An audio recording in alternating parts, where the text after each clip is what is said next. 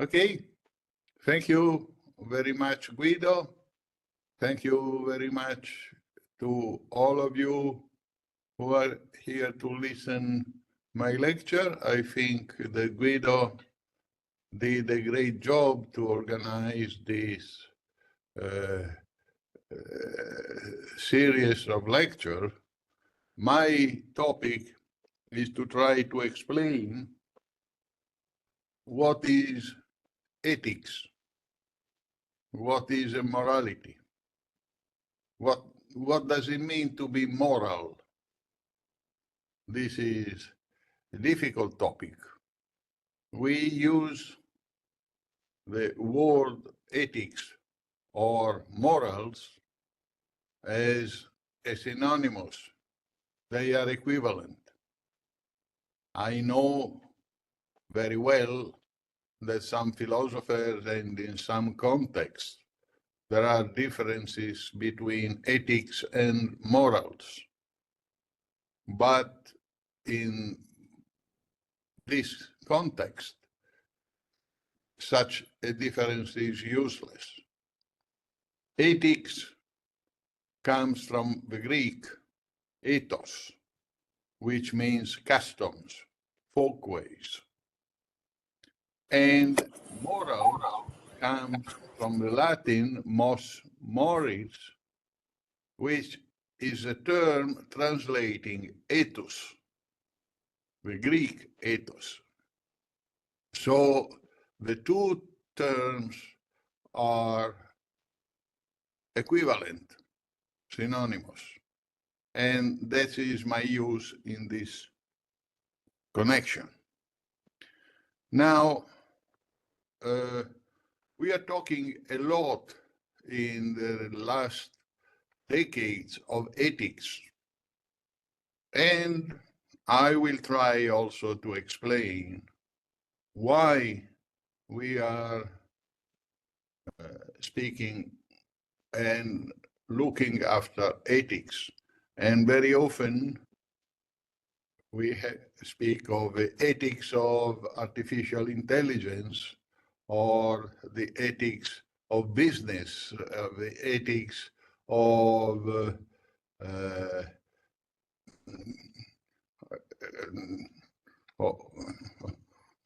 many things. And one reason for which I do this lecture is trying to understand why it happens, these things. I know that so far, I mean, you are coming from very different cultural backgrounds. Many of you are from informatics or engineering or different topics. So I do not assume that you have a knowledge of the matter. And this is my first recommendation. If you don't understand something, you don't, if I'm not clear, please ask me about the issue, because it's important that you follow all of what I'm saying. There is someone who has a microphone open and is kindly requested to close it, okay?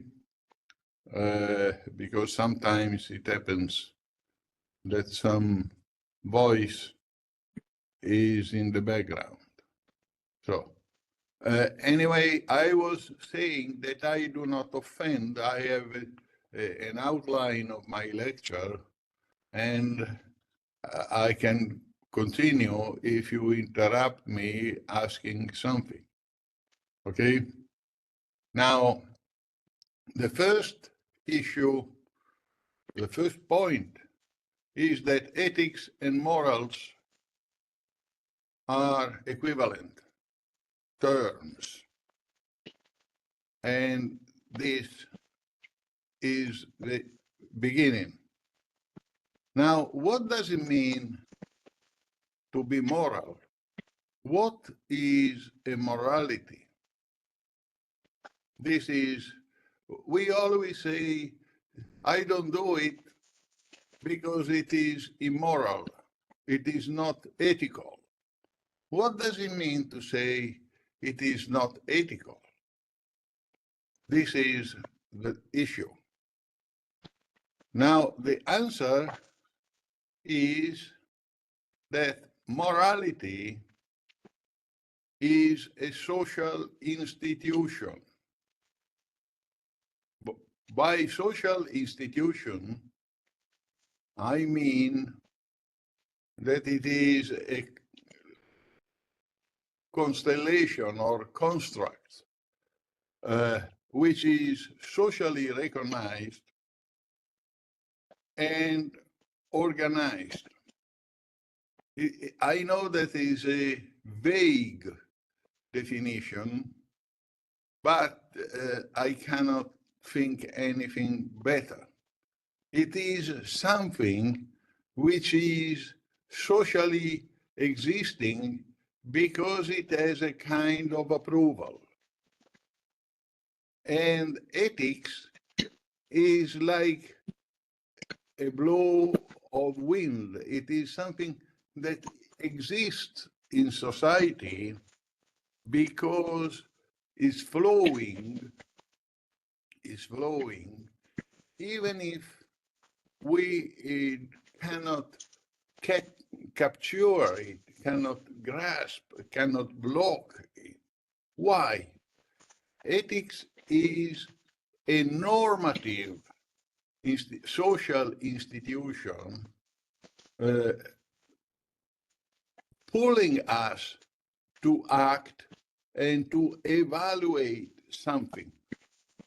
This is the idea. It is nothing magic. It's a social institution that pervade our life as the air that we breathe.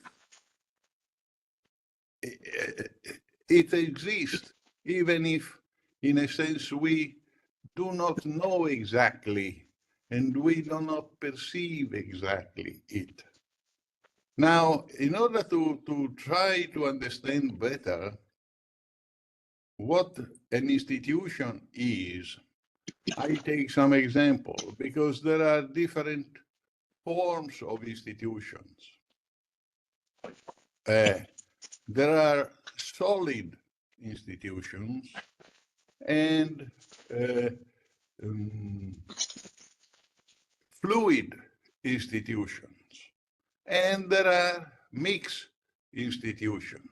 Now I try to explain. A solid institution, the example of a solid institution is the law. The law is a very solid. Why? Because it has buildings, the court, prisons, barristers' offices. Law is a very solid institution because there is police depending on law, and everything is written, and you can touch the law.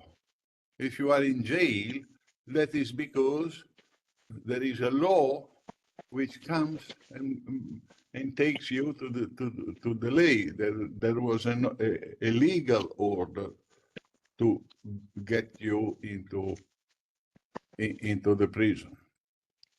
Another solid institution is money. Money, you have a paper or a coin in your hand, and that is something solid that you can exchange. Law is a normative institution which regulates behavior. And law is followed, is complied with, because we are afraid to get the sanction. And we want to avoid the sanction.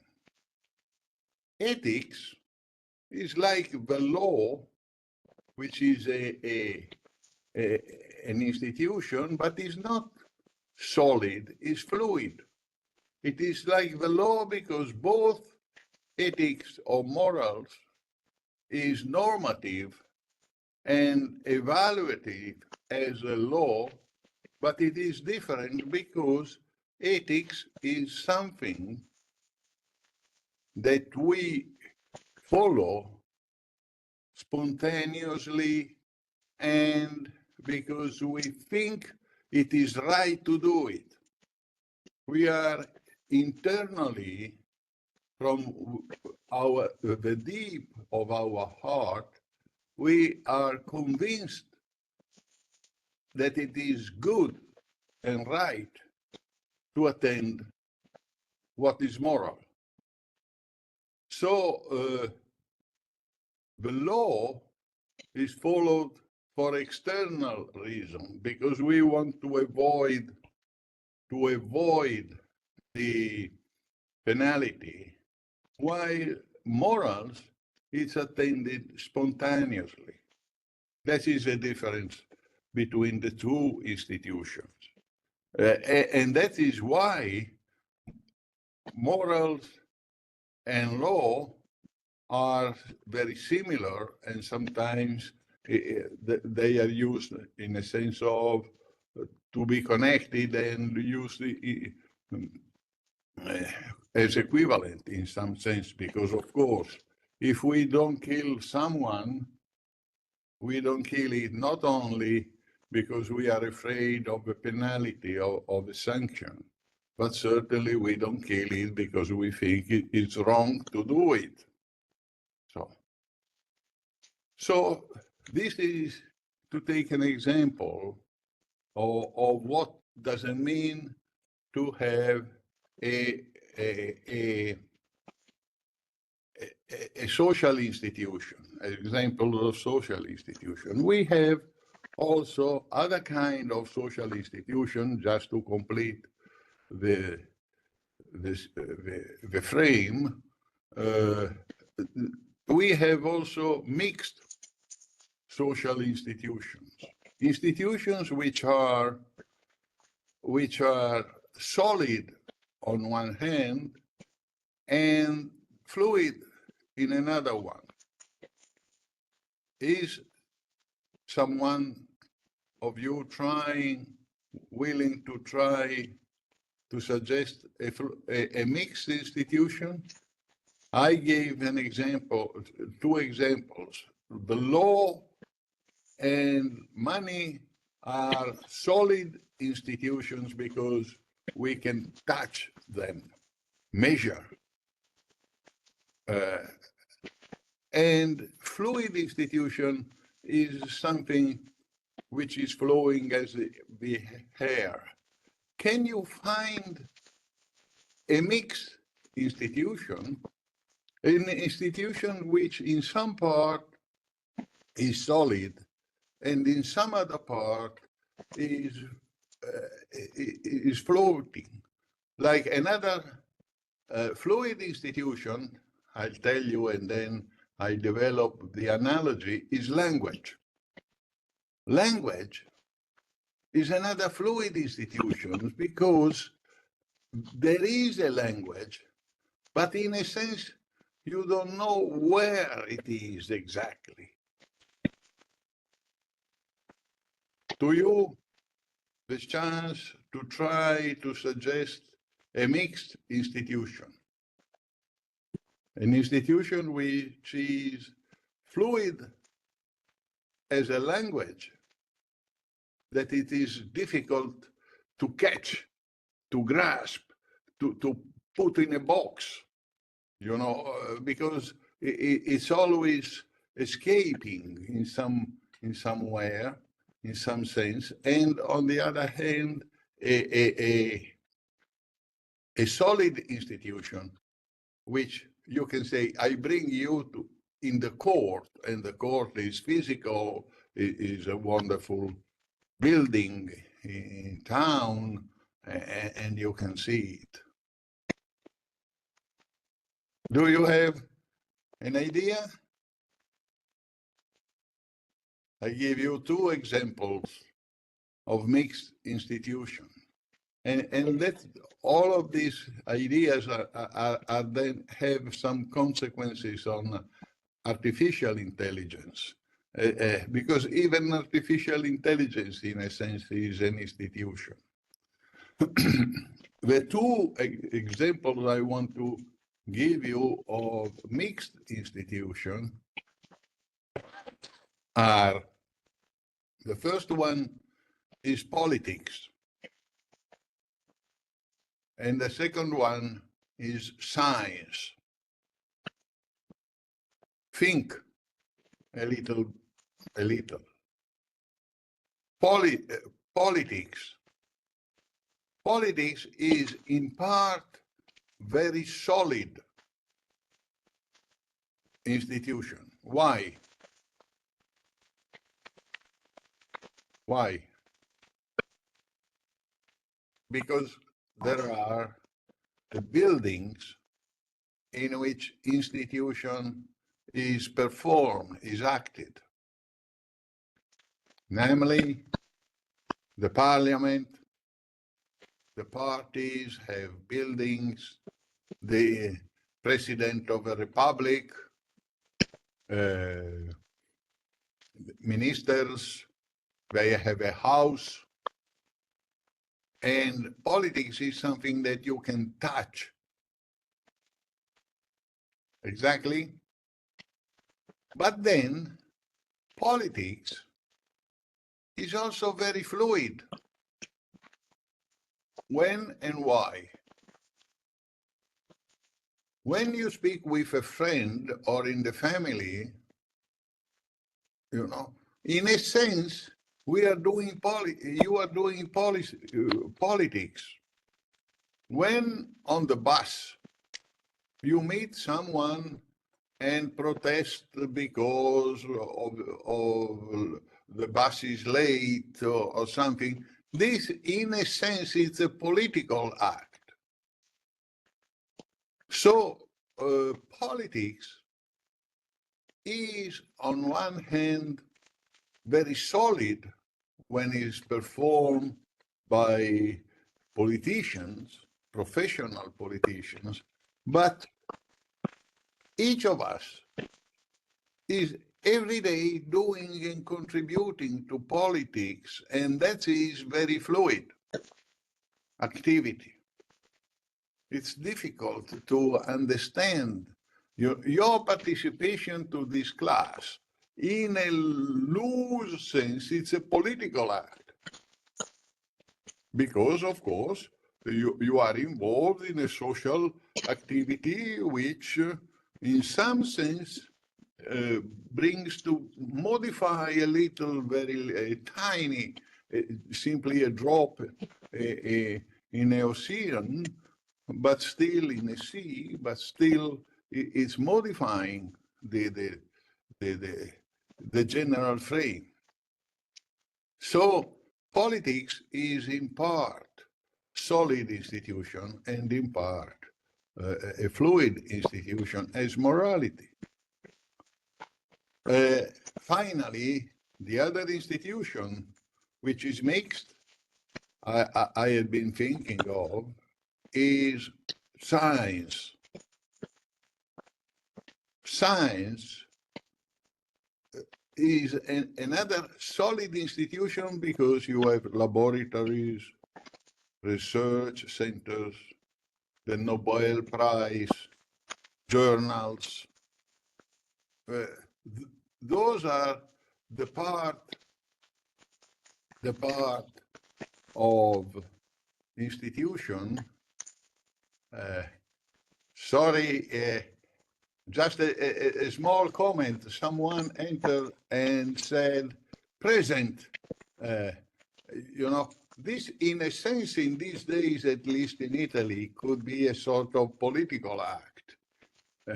I know even the other one, presente, you know, because at this time, even if it is true, I loved when in my classes, I ask the list of students, and I wanted them to say presente or present. But now, look how politics is changing, is fluid. Because now in Italy, there are some manifestation with the right of saying presente from the far right movement. You know, they say presente as a way of asserting the far right ideas, and that is getting a problem. But sorry for this parenthesis, and I close it, and that's it. I was saying that science is another mixed institution because we have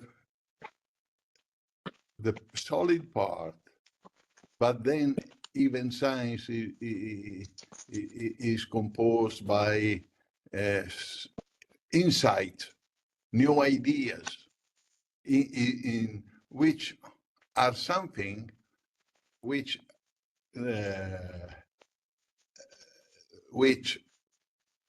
is not solid. It is something very, very fluid, and you cannot it cannot be grasped. So ethics or morality is like language, or is like it is like the part of politics which is performed in social relations. And now I try to explain what it is, a social institution like morality, which is a goal. Which is the goal of a morality? It is to ensure, to guarantee social coordination in a spontaneous and convinced way. We need social coordination in order to realize ourselves. Self-realization is the goal of morality. So we need to know how the other people will behave to coordinate our behavior according to the others. When I drive, I know that if I am staying on the right, the other car will stay on the right, and we coordinate the movement. Something similar occurs in society, and we need moral values and moral rules to have this spontaneous coordination. Immorality is a social institution guaranteeing in the society a spontaneous coordination. I think, and it is interiorized in the, sorry, there is someone who is typing and has opened the microphone, so we hear a noise in the background.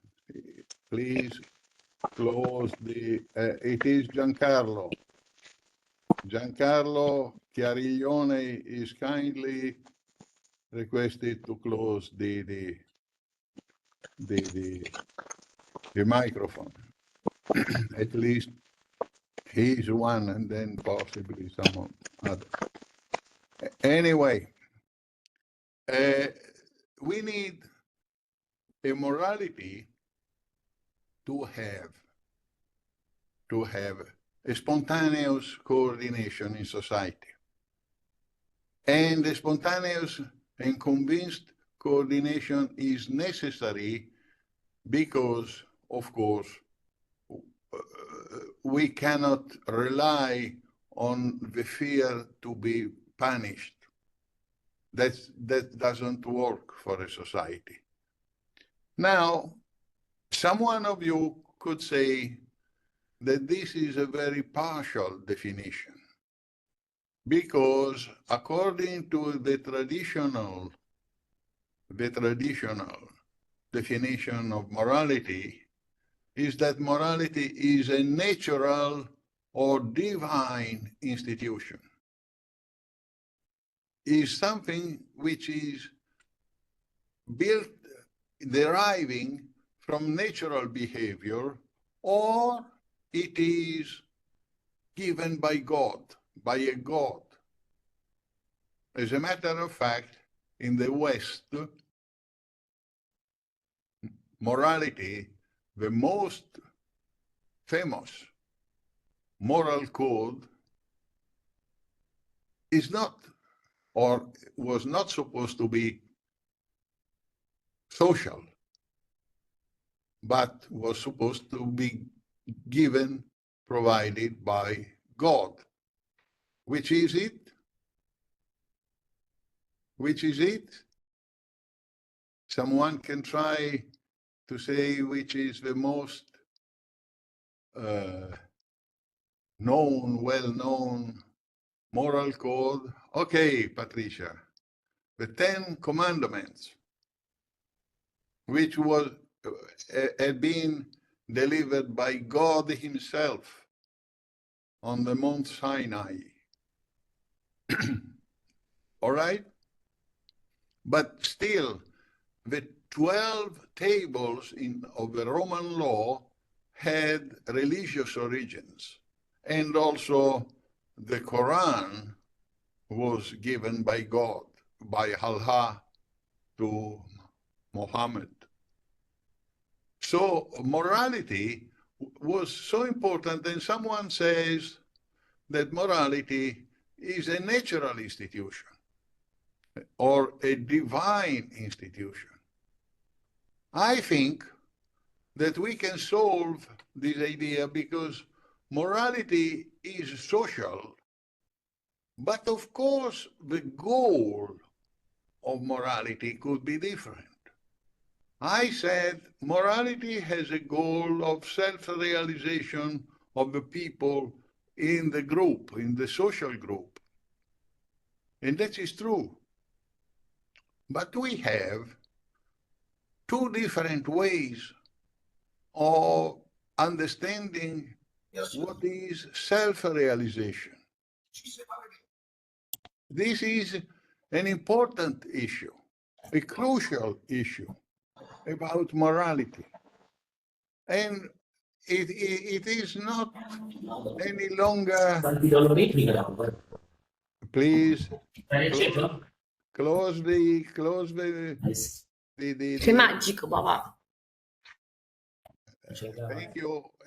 I understand about, but it's better to stop. No, this is me. Anyway, the point is, what do you mean? What do we mean about self-realization? What is the goal of a morality? What is why we need a social coordination, spontaneous social coordination?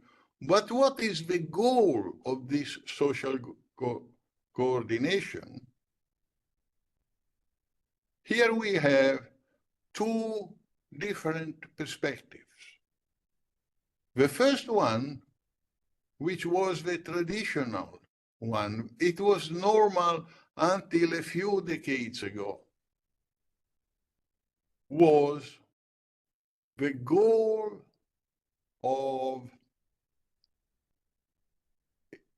existence, human existence, is to reach the paradise.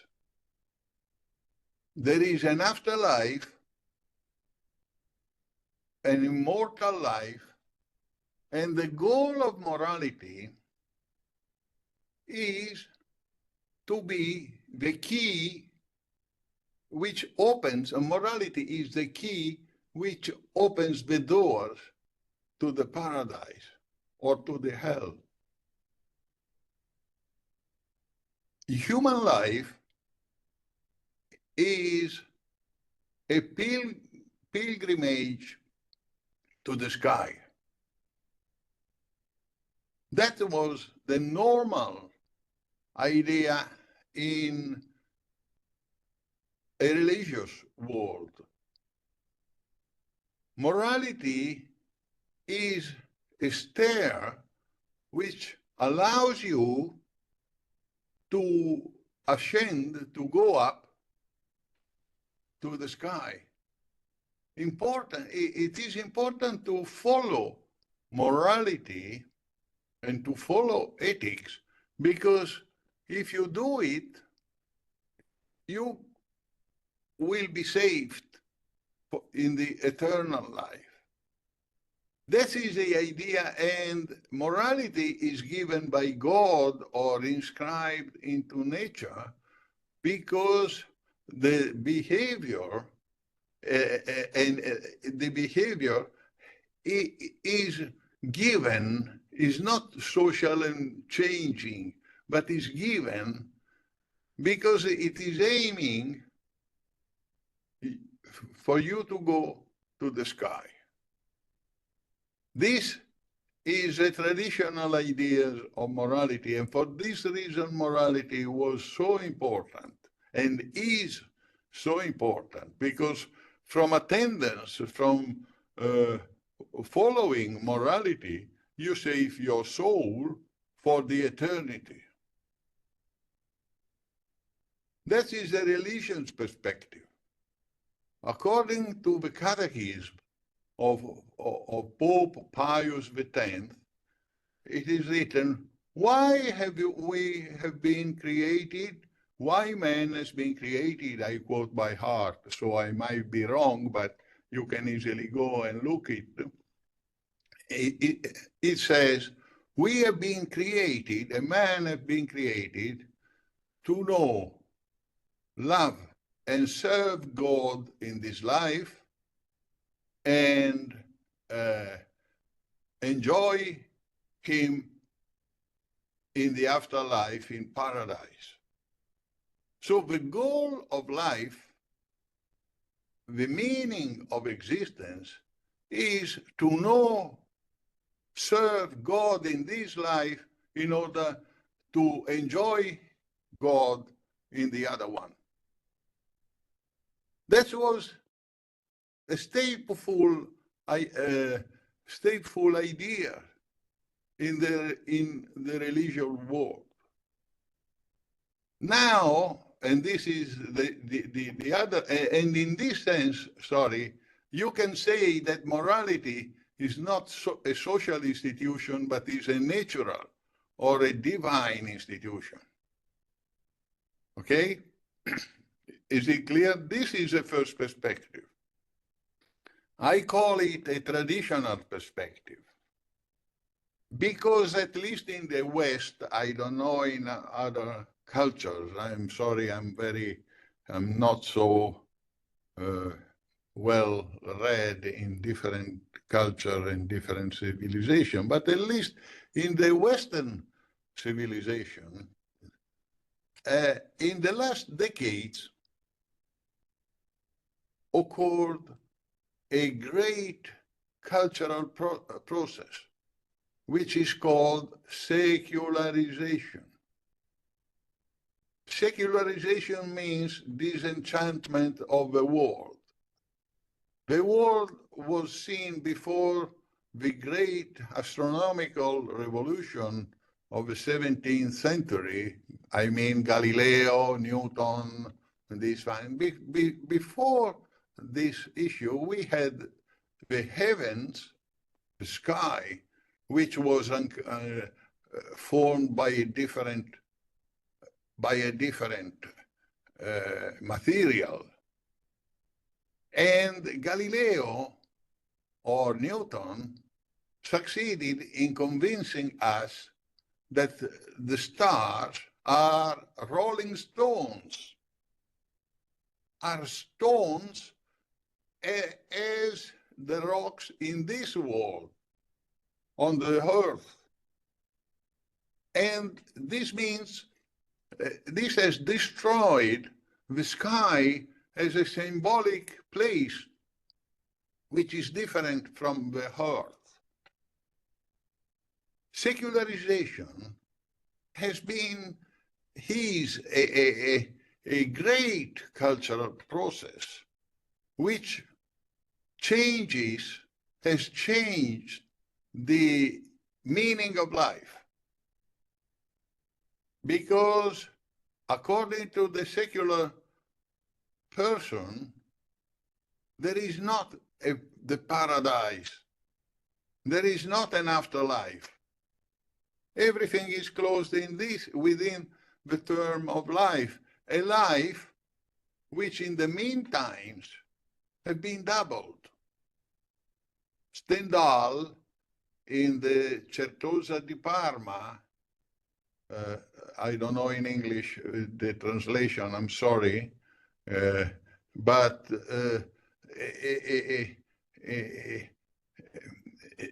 in a literary work, Stendhal, the great French writer,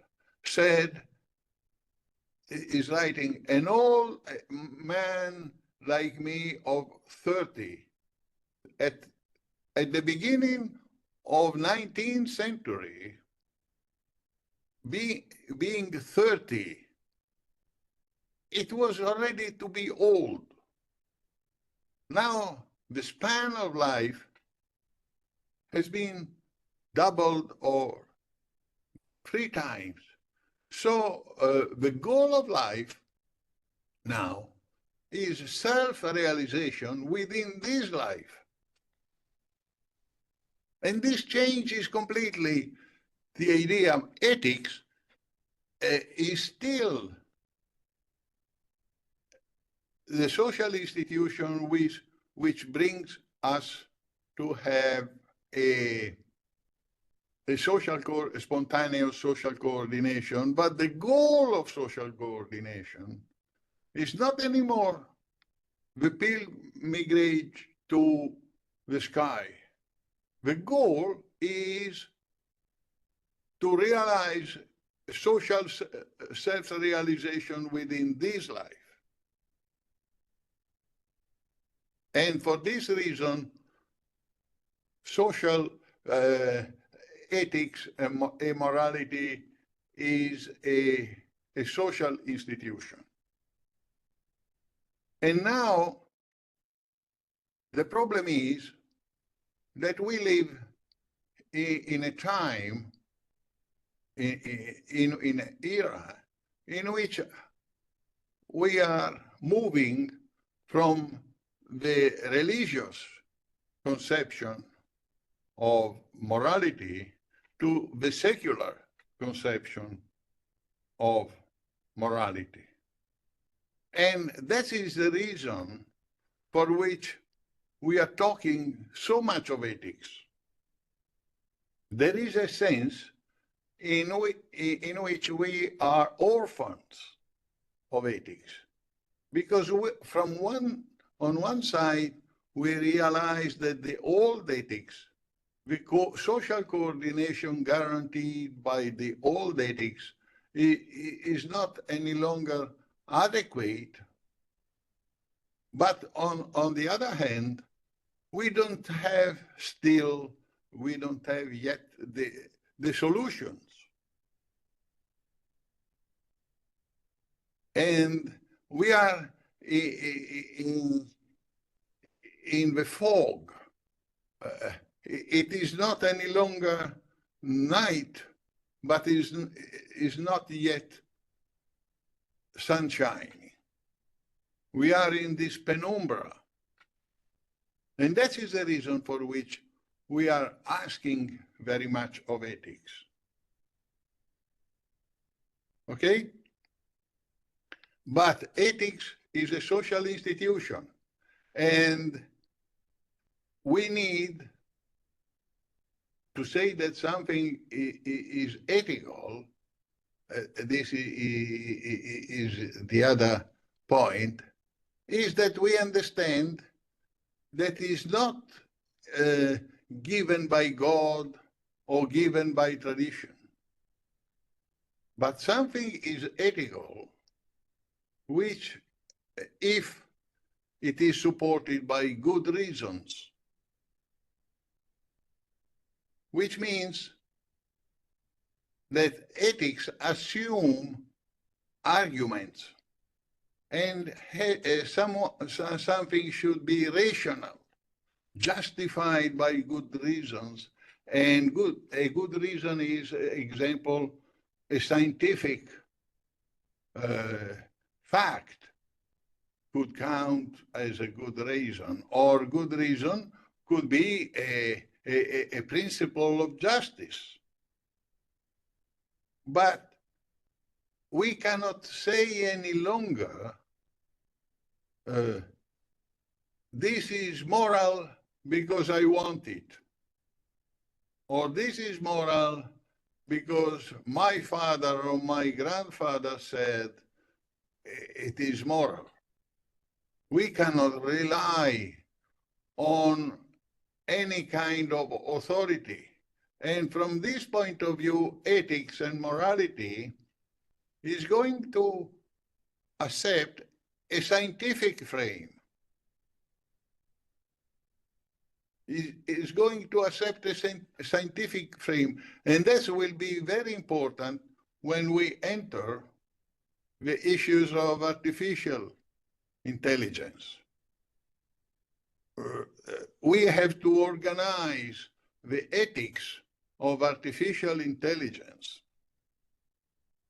in this new frame. We need a new ethics or an ethics because different technologies, I mean, the fact that the span of life has been doubled or increased 3 times, or so the fact that we have computers, that we have cars, we have surgery, we can do many things. Technology changed the conditions of human life, and this change modified the social coordination that we have. And for this reason, we need a new morality. We need new values.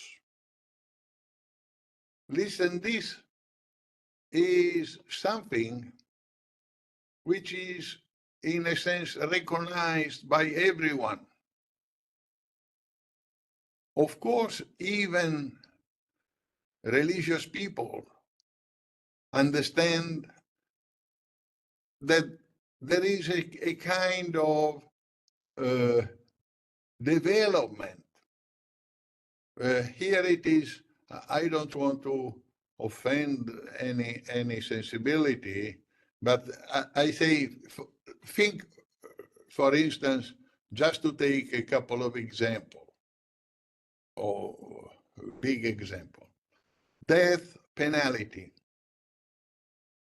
In the 50s of the last century, or let's say for Kant, Immanuel Kant, a great philosopher, enlightened philosopher, for Kant, death penalty was just, and it was perfectly dutiful to execute the last death penalties, even in exceptional situations. For him, justice required death penalty. Now, according to even to the recent catechism of the Catholic Church, which used to agree with this Kantian view, but in the last decades, this specific issue was modified because we think that death penalty, or many of us think that death penalty is not any longer required as a request of justice. And we think, as many, in common sense, that death penalty is always wrong. That's is a topic. How can a religious person explain this change? They say it's not exactly a change because the kernel is still the meaning is still the same, but there was a development of doctrine so that the initial kernel is moving, and now the consequence is that we change the solution, the practical solution. So in any case, we need a new values because we need a new kind of social coordination. That is what is going on. And to have these new values, we have to provide good reasons. So morality becomes a field in which of discussion in which we present good reasons for one solution instead of the other. And the general meaning is to provide a better solution in order to reach social coordination. Of course, we can have different degrees of social coordination. And one morality could be better than another. And that is the issue of our time. So this is the general frame. We are in a time in which we are moving, at least in the Western world, we are moving from a religious grounded morality in which we have an afterlife, or at least we can continue to have the idea of an afterlife, but we have to develop the doctrine and change some other aspect and to see how to arrange and to fit the different points, or we have a morality which is secularized, in which everything is to be solved in social solutions. And this is the idea in the practical aspect. This gives you two different issues, very, very concrete, because according to the traditional morality,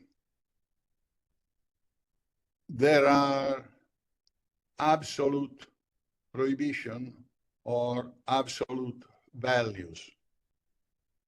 When we speak of absolute, what do we mean? Absolute means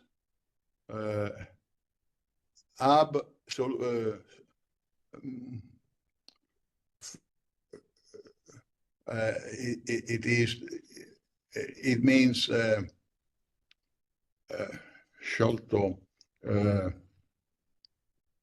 How is it in English? I'm sorry. Sorry? Solved. Solved from, freed from, thank you. Released from, you know. From what something is released? From circumstances, from history. It is something absolutus, means released from the situation. It is something that it is valid without exceptions. It is something, in Latin, it is valid semper et pro semper, in any circumstances. This is absolute. Now, the traditional morality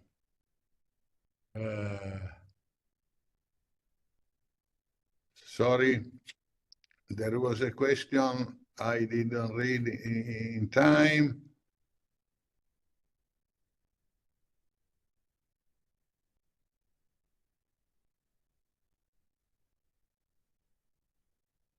Well, I finished this issue, and then I try to answer to the question, which is very interesting. And thank you, Patricia, for it's not naive and it's not simplistic. It's crucial. Thank you for having the question. Now I finish to say this idea, this practical idea concerning the two kinds of moralities that I have been outlining. The first, according to the traditional and religious moralities, there are absolute prohibitions. Absolute means freed from, released from circumstances, and it is something which has no exceptions. In any circumstances, in any case, the prohibition must be followed. And on the other hand, we have prohibitions which are not absolute, but are prima facie. The term prima facie in Latin means of first sight, in the beginning. My first impression. So a duty is prima facie when binds you in the beginning. But then you may reflect, you may think of, and you may find out that there are other duties that are more compelling, and then you make an exception and follow a different solution. Exactly? Do you understand? Is it clear what I say? Now let's take examples, because the question is, and then I speak about, I answer the question, and then the idea is the question is, which is an absolute duty? Can you think of a duty which has no exception at all? Never. Saving life? Sorry? Saving life? Saving life or killing? Sorry, I didn't understand. I didn't hear exactly. Saving. Saving. Like saving life. Killing, of course. Well, no, saving life is not absolute. Saving life is not even a duty. Only for sailors there is a duty in the sea to according to the law of the sea, it is dutiful to save someone who is drawing. That's but think you don't have a duty, or at least this is a difficult issue. You don't have a duty to try to save someone who exactly a duty. But let's take this example. You are a spy, and you have to fulfill, to give a very secret plan which will prevent the Third World War to someone, and you are going out of your house to deliver this important message. If you are going, while you are going out, your neighbor has a heart attack. Now, on one hand, you have a duty to deliver the message. On the other hand, let's say you have a duty to deliver, to help your neighbor. Which duty comes first? Usually, we think the duty which comes first is the duty to prevent the Third World War or the Fourth. It depends what you think about current wars. So this is the idea of having duties prima facie. Duty prima facie are always balancing different claims, while absolute duties is a kind of card which trumps, I'm sorry if I use the word trump, but it is in English here, which wins on the others. So the point is, which is an absolute duty? According to traditional morality, I mean, for Catholic morality, that was very clear, but even for many Christians' morality, and also in the Jewish, in the Islamic morality, you can find absolutes. But according to the Catholic morality, the traditional Catholic morality, because now it's evolving, developing, one absolute duty was given of the indissolubility of marriage. Once celebrated and marriage was rated and consummated, the marriage was indissoluble. Okay, you understand.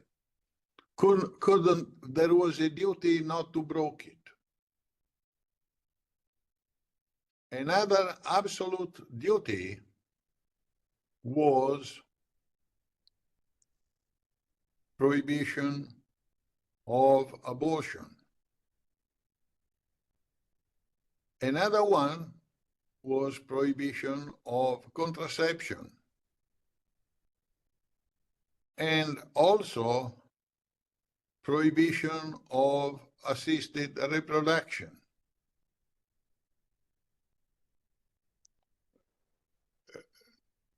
Because there is an absolute duty not to separate the meaning of sex and reproduction. And contraception split reproduction, sex from sexuality from reproduction, which allows to have sexual intercourses without reproduction, while artificial reproduction allows to have the opposite, to have reproduction without sex. And you can have reproduction without sexual intercourses. So these are examples of absolute, well, the incest could be a kind of absolute duty prohibition because it is against marriage. The faithfulness, it depends on indissolubility of marriage. Absolutely, it is true. It's another example. And another example of absolute prohibitions, according to the traditional morality, it was killing himself. It was licit and permissible to kill someone in order to protect himself in self-defense, but you can never kill yourself. The prohibition of suicide, rational suicide, was absolutely prohibited. That was, I know that we are speaking in 2025, and I see your faces. Someone looks a bit perplexed.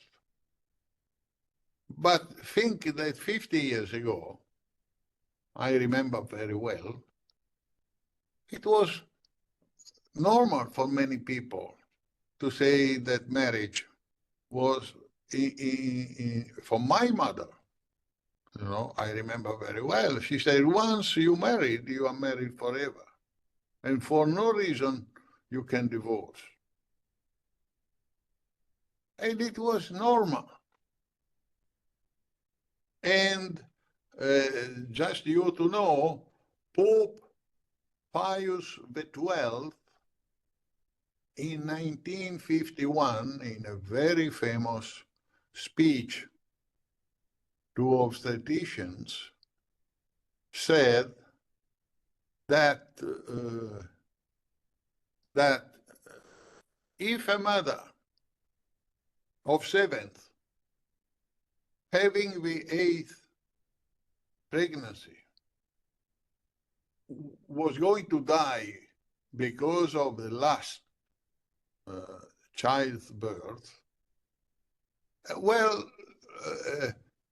you have to accept the tragic fatality, but it is always better to have two deaths instead of one killing. So, according to the doctrine, it was normal to accept the death of someone instead of violating the moral norm.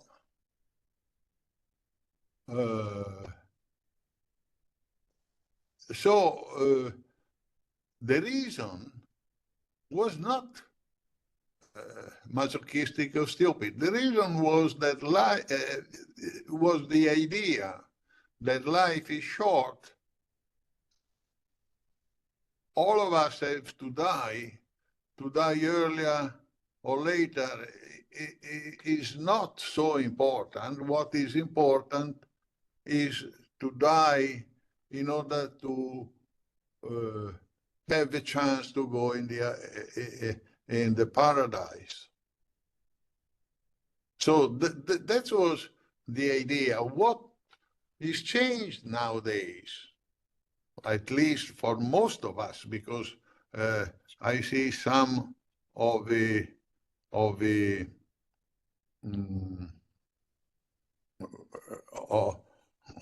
message that you send us, and thank you. But of course, these ideas are still valid for some people, are still within us. And so this is the change, the transformation of society is not so rapid. Some of us have different ideas, and this is the trouble of our age. We are in an age of strong debates. So this is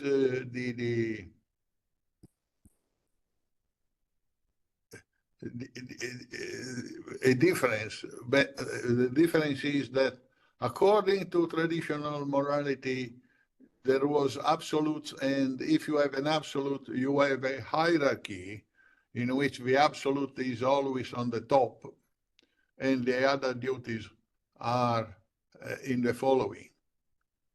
If you don't have an absolute, then all the duties can move according to different circumstances. And you can modify the sort of social coordination that you have. This is the idea of what, of my reflection of what morality is. And now I come to the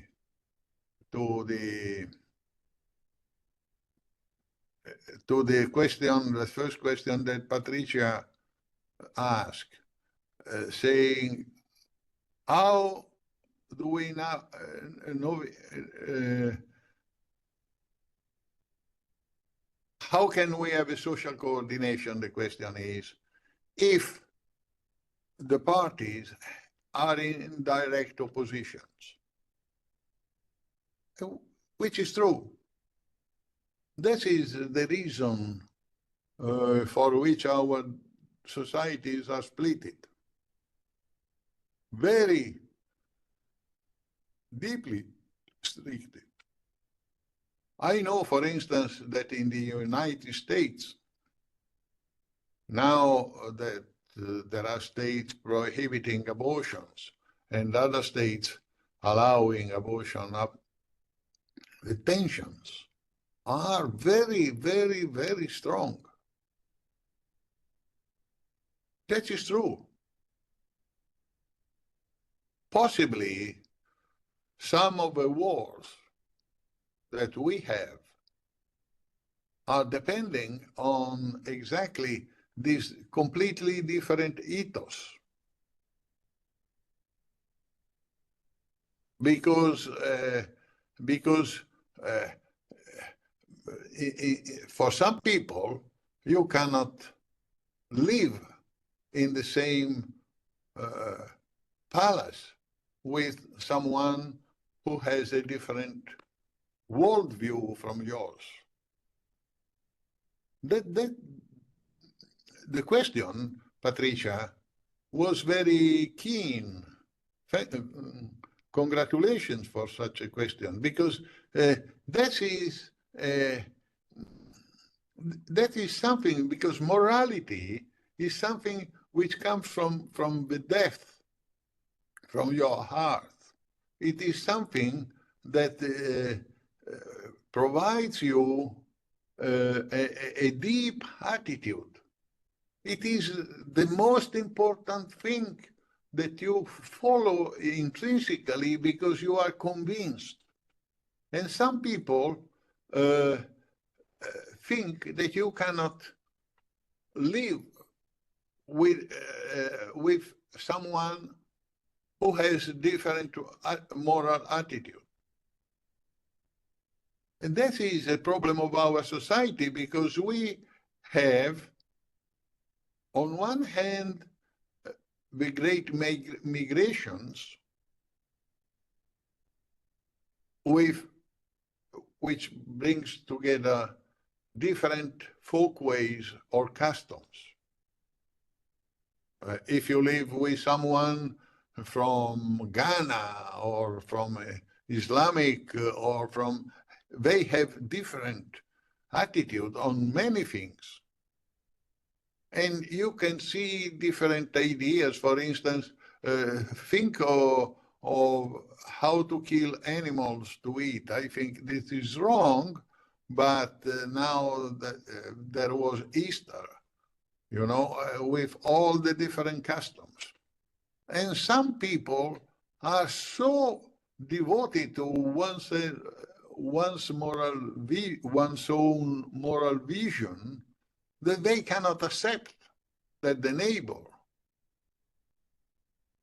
behave differently, because they think it is cruel, it is unacceptable.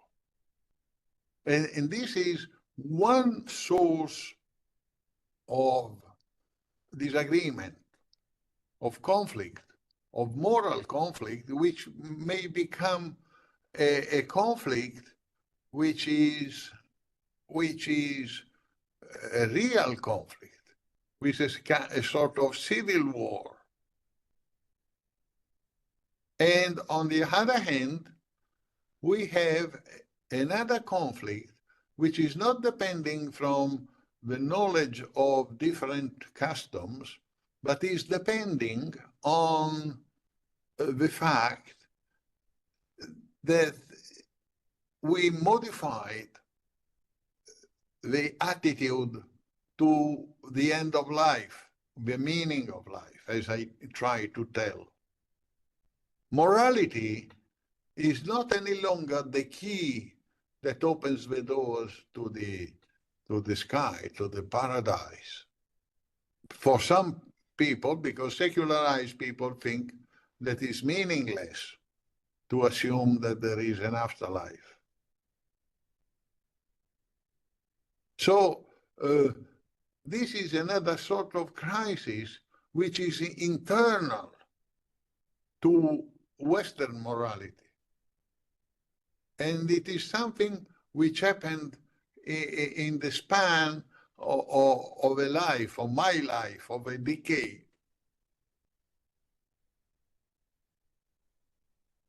Okay?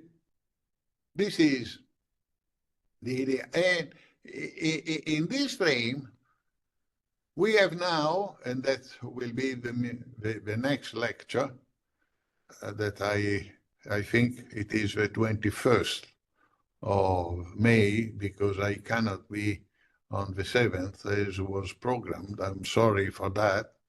But that, now we have already changed a lot of circumstances, and we have to change the social coordination and then the values which rule the social coordination, spontaneous social coordination. And now when artificial intelligence is getting into our lives, the social coordination will have to change even more. And the reason I will explain in the next lecture. That, of course, I have to organize the ideas in order to give you some points. Now, it's over 1 hour and nearly 15 minutes, 20 minutes. If there are questions, you have a chance to put some questions. I hope it was clear. I tried, to demythologize what ethics is. I tried to say ethics is a social institution.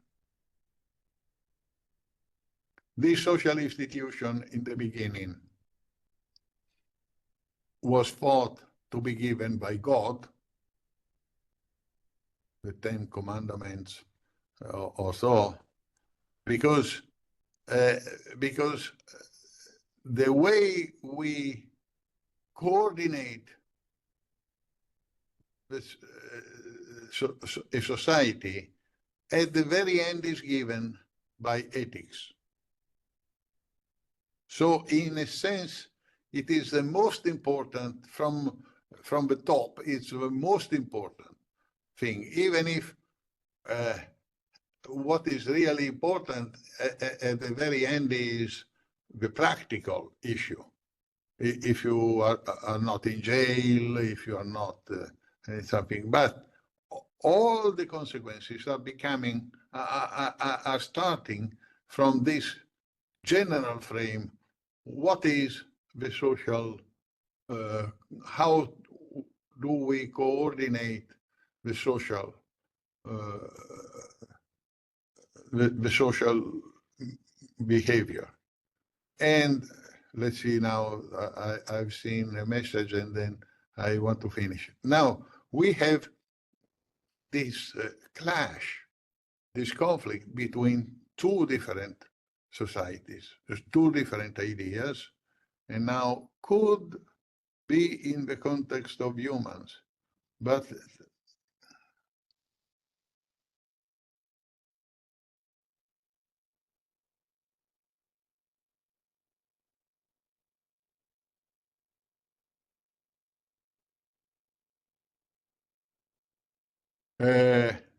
Simone, could you please try to explain better what you say? Because limit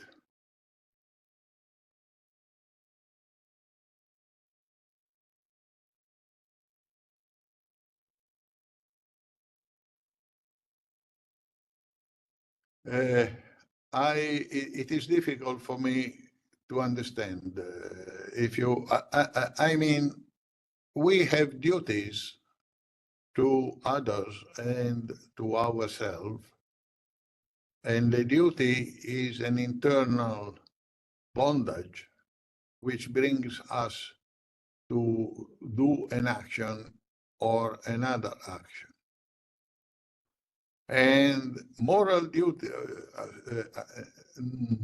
legal duties are performed because otherwise, if you don't do it, you are punished if discovered. While moral duties are duties that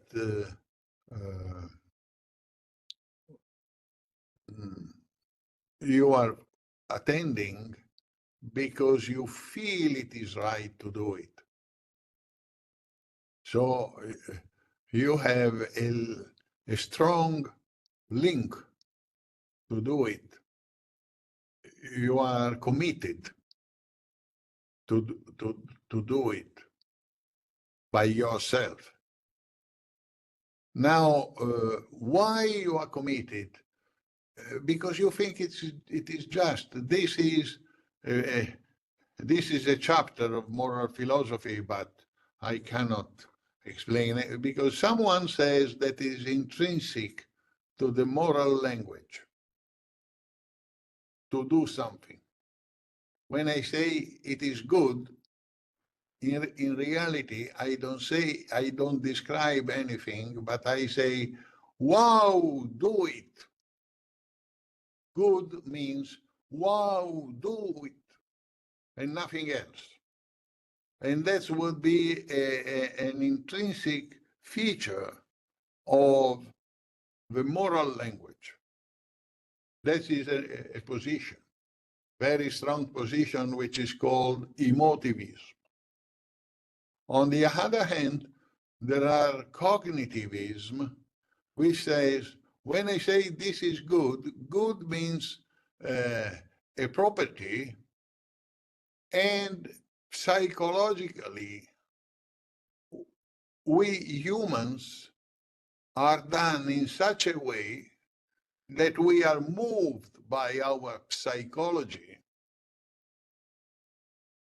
to do the correspondent action.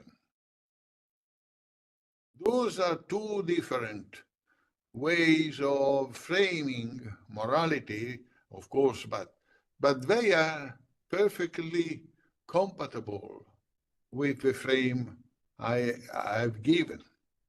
You can be both emotivist or cognitivist and recognize that that morality is something which brings you to spontaneous behavior. The reasons for reaching spontaneous behavior can be debated, could be studied by neurophysiology, whatever. Maybe now that we will have artificial intelligence, and when robots will have a morality, maybe we know better, because when you make something, then you really know how it happens. But this is another story. So what I want to say, then I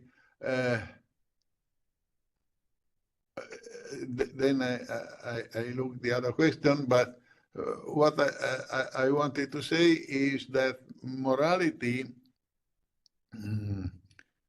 well, now I was reading the chat. The difference between basic needs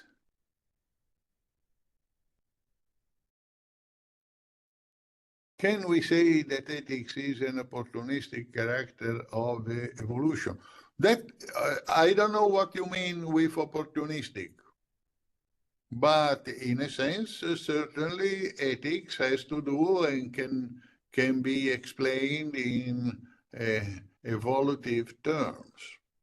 And there are, if you want, there are wonderful books trying to explain the moral change and moral duties in terms of evolution.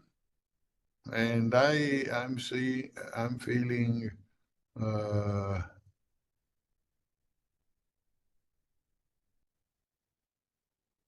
well, someone says that cannot hear me, but I think, I mean, I have the microphone open. I don't know. I can hear you. Okay. In any case, the other is the difference between basic needs like feeding ourselves and moral is that those implies a judgment, implicit or explicit. No, the moral basic needs like eating or breathing are physical needs, but they are involved in a kind of social coordination. What we eat, how much we eat, our diet has also some, depending on our social coordination. And this is a real problem on how much we can coordinate. Let me conclude with a, a, a remark on that. Yesterday, I saw on television the feast in Spain and Portugal that people had when light came back, electricity came back in a society. It was a spontaneous feast of a group of people enjoying that electricity came back. Now, I have been thinking about that because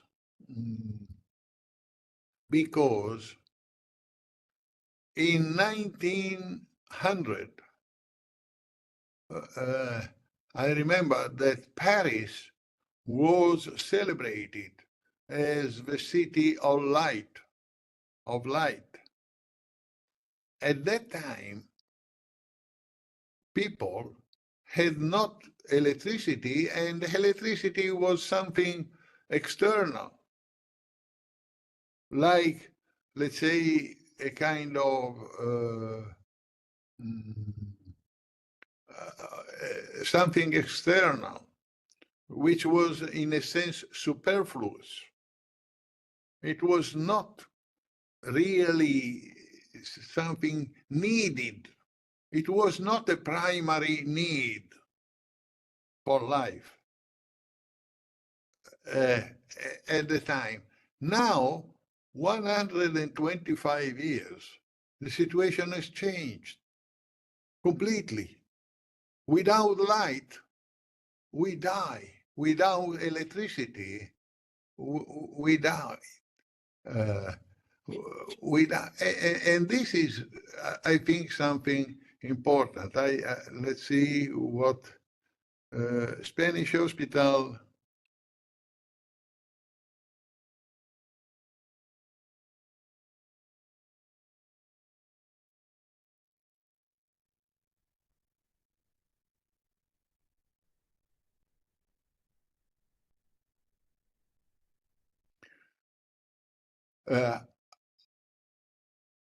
How do I consider, there is a question which is, what is the difference between social coordination and thinking out of a box? What does it mean, thinking out of a box? I don't understand exactly. So how do I consider innovation in the light of ethics? Well, this is a clear question. I think that technical innovation is a deep change of social condition, of social circumstances, which means that if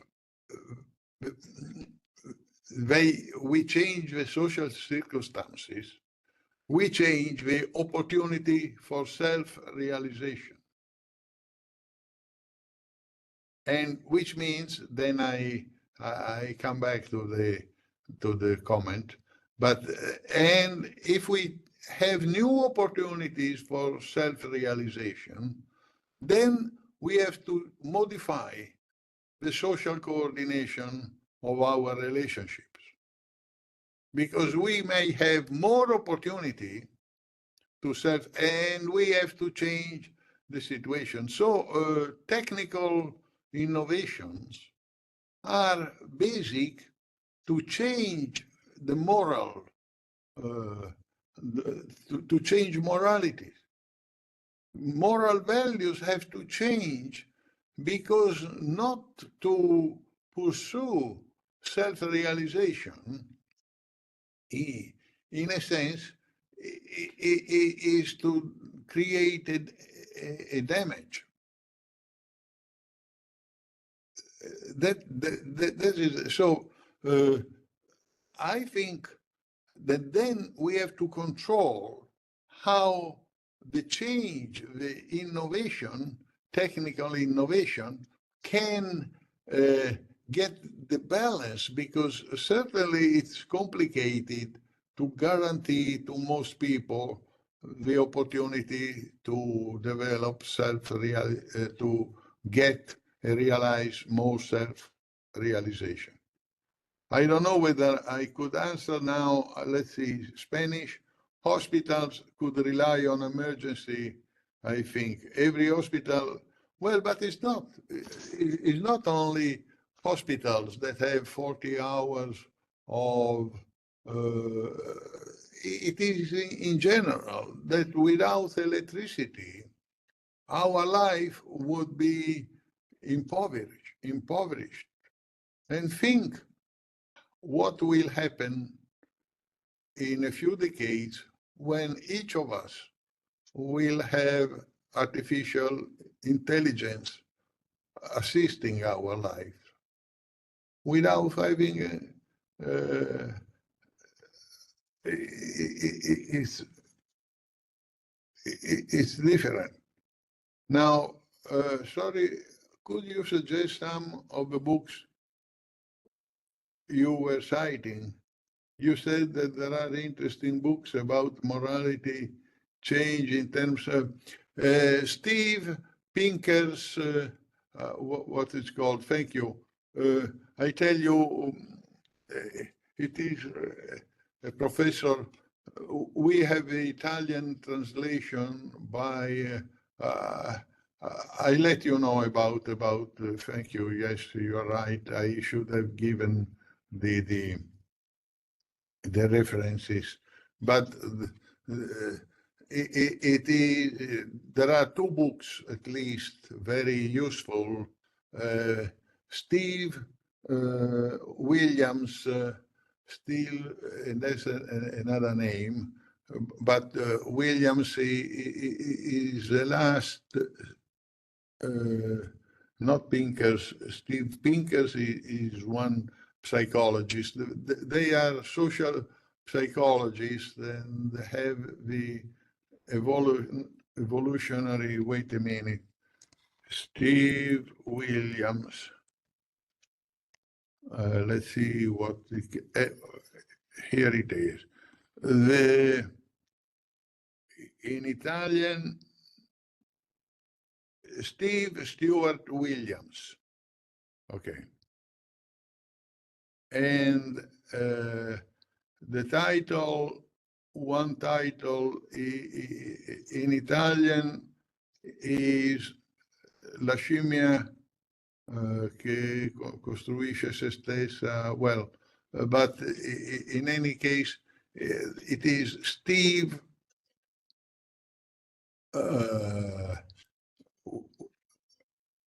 Williams. That is, wait a minute. Yes, Stewart Williams. You can, Steve Stewart Williams. He has very, very good books on the issue. Well, so it is. Now let's see the last. If you have, can morality be exchanged for money?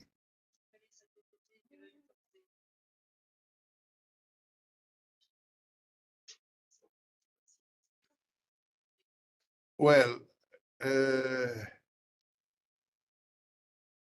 behave that understood exactly. That is exactly those. Now, money and morality. As a matter of fact, the clash of moralities, the conflict of morality we assist of, on one hand, makes us orphans of morality himself, because when we speak of morality, we say this is morally important. Exactly, the word morality means two different things according whether morality is a key for the paradise or morality is a key for self-realization in this world. They are two different concepts of morality, and it is difficult to coordinate them. That is one point. In front of this clash, many people, I think, simply cannot overcome the difficulty, and they become, I would say, amoral. Amorality means, well, I don't believe anything more in a general plan of life, but I live day by day and I don't care about what is happening. Is something similar to people who are disappointed by politics and they say, no, everyone is equal to the other and I don't go and I don't vote any longer. I abolish, I try to get out of the social coordination of society, which is something that is not possible. But still,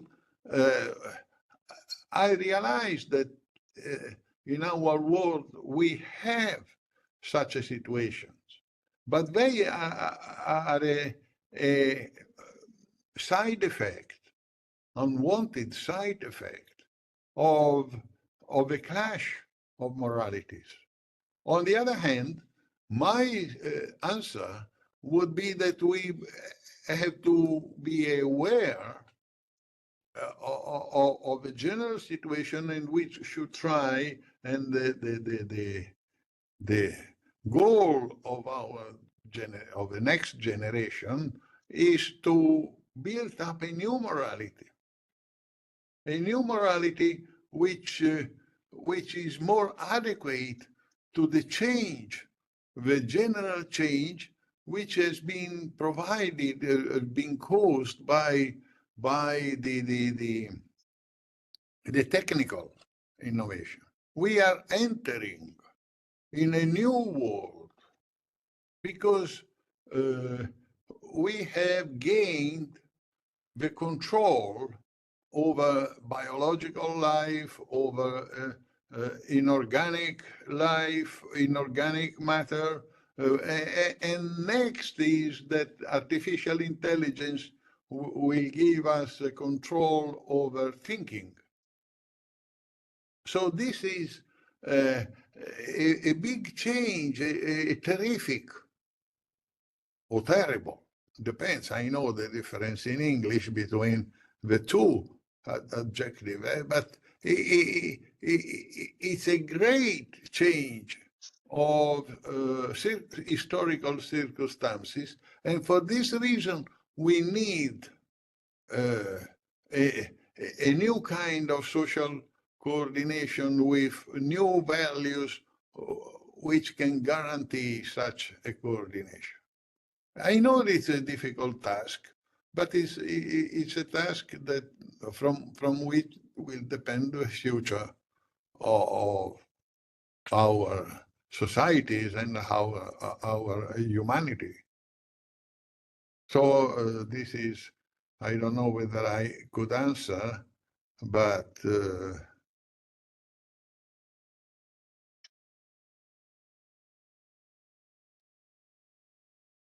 well, about prostitution, the point about prostitution is more complicated.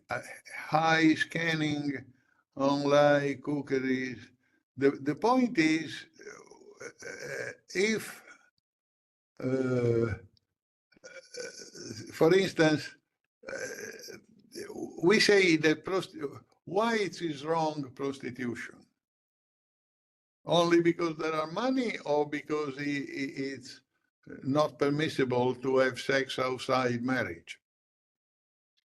This is the traditional reason. But if sex is something permissible independently of the marriage, then the issue becomes more questionable. But this is to ask always a reason. When you say why something is prohibited or why something is dutiful, we have to find out the reason. And it's not easy sometimes to find out the real reason for which something is prohibited or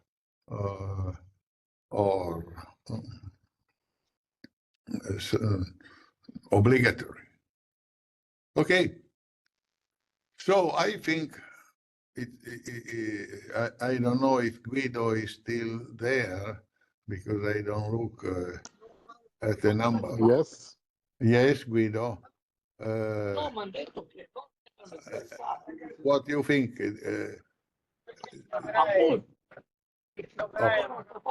We are If still there are no more 100 people.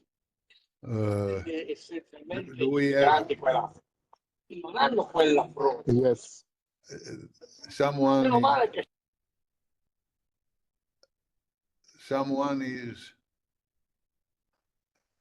has the open microphone? Can you hear me? Yeah, sure. Okay. If you have a last question, I'll try to answer. Then I think it's going to have. We are about to 4, and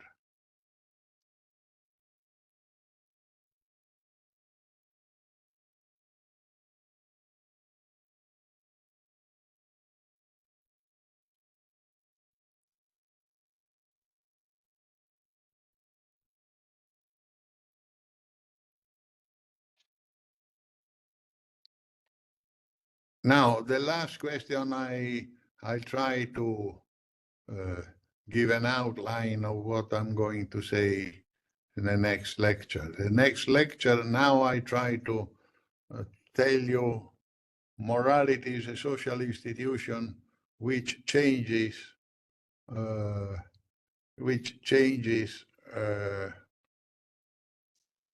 according to the change of circumstances. It is intertwined. I mean, the challenge is how it is intertwined with democracy. To those people, I have to give a lecture on the 12th of May on democracy and ethics. So I'm thinking what about that. Certainly, there are different types of democracy. This is the point.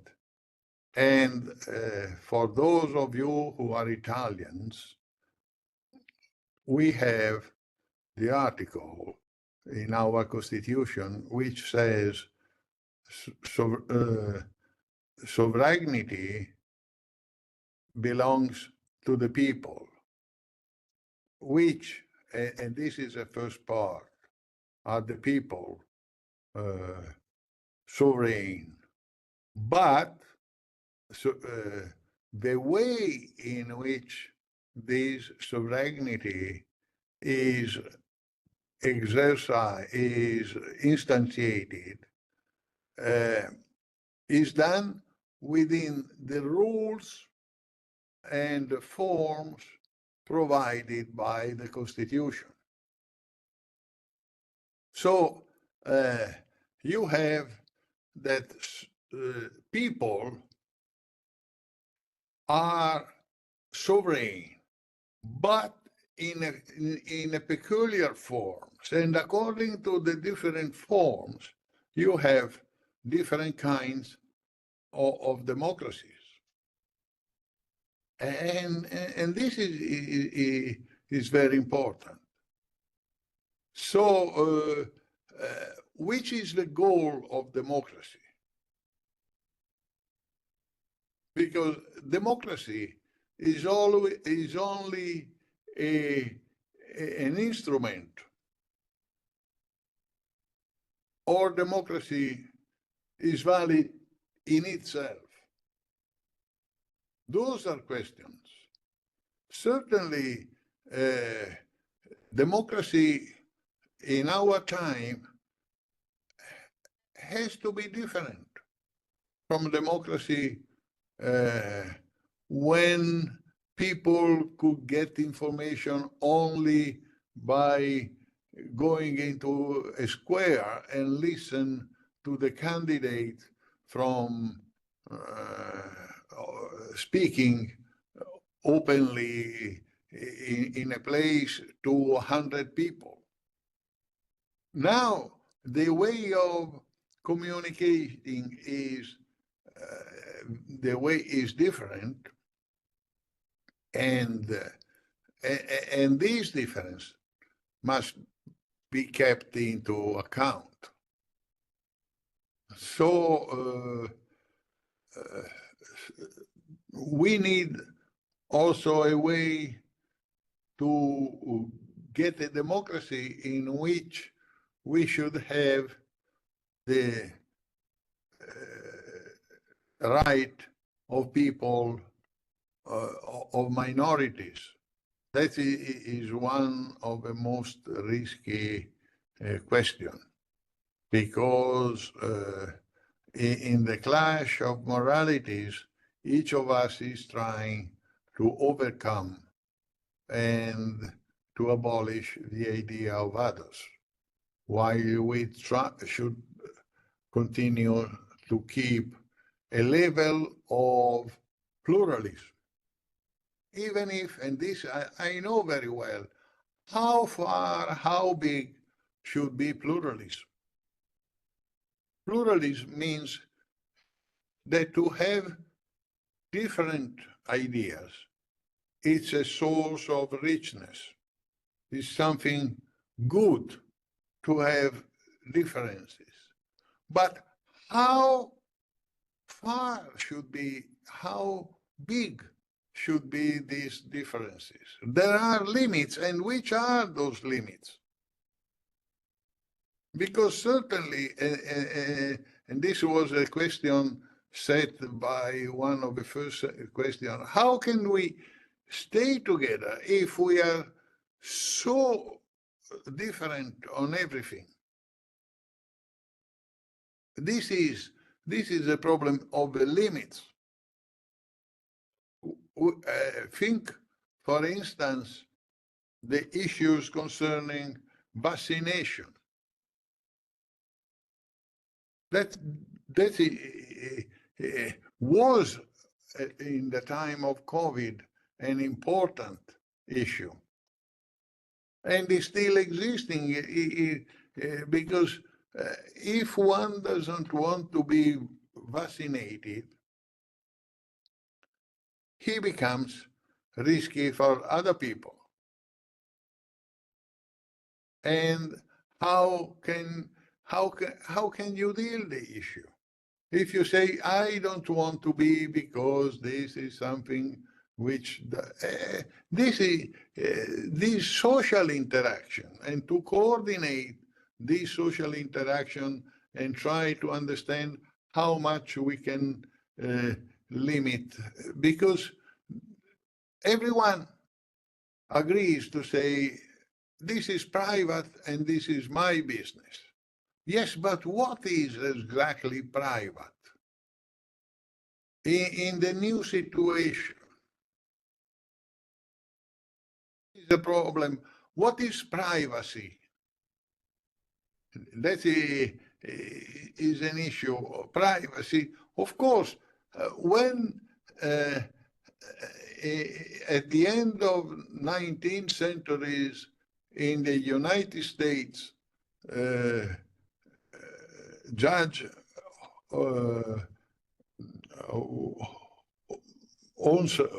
or what is called, well, there was a judge who theorized the idea of privacy. But at the time in the United States, if you had been living in Colorado, Wyoming, where you have miles and miles of land, privacy, of course, you are in your house 10 miles far away from any other humans, that was your privacy. No one could interfere with you because you had no electricity, you had nothing. That was private. Now, what is privacy? This is the change of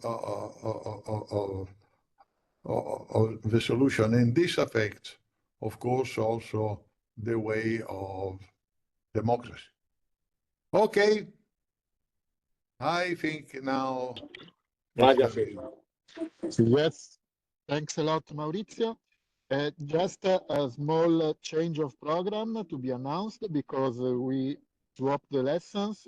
So next Wednesday, 7 at 11 o'clock Central European Summer Time, there will be my second lesson, while Maurizio will be a week afterward. No, sorry. At 2 o'clock, at 14 o'clock chest, but I will send an email to everyone. Sorry, Guido, you told me it was on the 21st. Sorry. Unfortunately, I'm sorry with everybody, but I had a new commitment on the 7th, and I couldn't change. I couldn't modify it.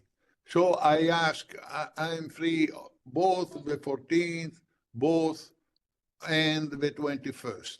You told me. Sorry, I made an error.